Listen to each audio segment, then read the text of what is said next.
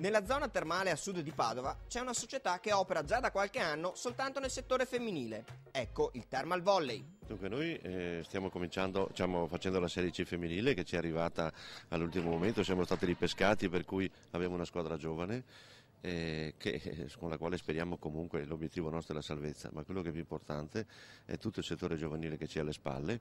Abbiamo un'ottima Under 16 qualificata ai quarti di finale provinciali e un'altra Under 16 che è un vero serbatoio di promesse per il nostro futuro, più altre squadre giovanili, tra cui l'Under 18 la seconda divisione, che sono i buoni posti della classifica. Il Thermal si sta espandendo per tentare nel tempo di dare credibilità al proprio lavoro.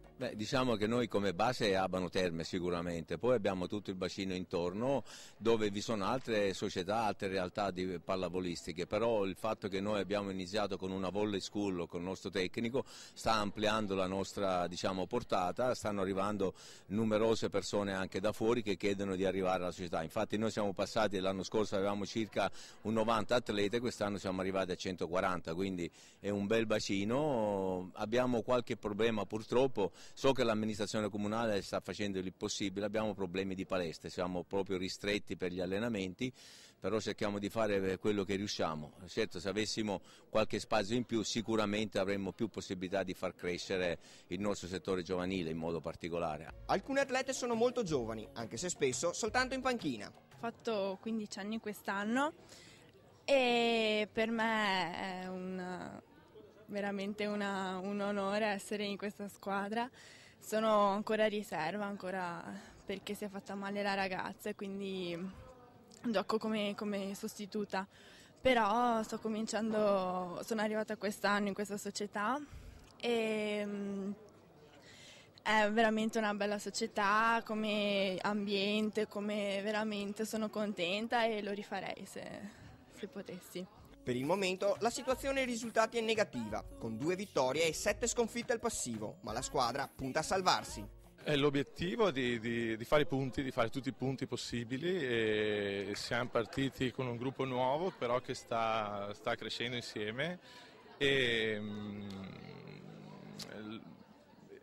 la media è di 20 anni, per cui la media è molto bassa, per cui sono una squadra giovane, insomma, con qualche veterana, però non molte, per cui obiettivamente di giocatrici che hanno fatto Serie C non ce n'è, per cui sono tutte giocatrici che stanno entrando per il primo anno.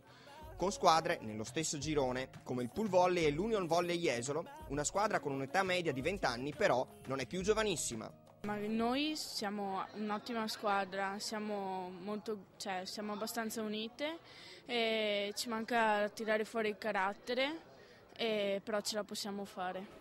Diciamo che in realtà la squadra giovanile sulla quale punta di più il Thermal è l'Under 16.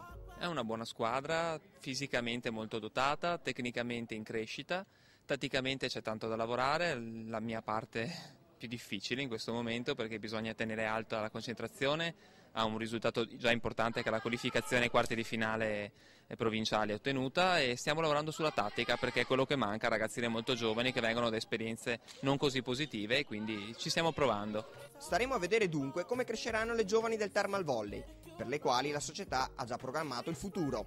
Il nostro obiettivo è biennale e con Andrea Lazzaro, che è il secondo anno che è qui con noi e ha rinnovato già il contratto per altri 2 anni. Il progetto è quello di formare una vera scuola di pallavolo e cominciamo già a vedere le basi di quello che potrebbero essere gli obiettivi futuri.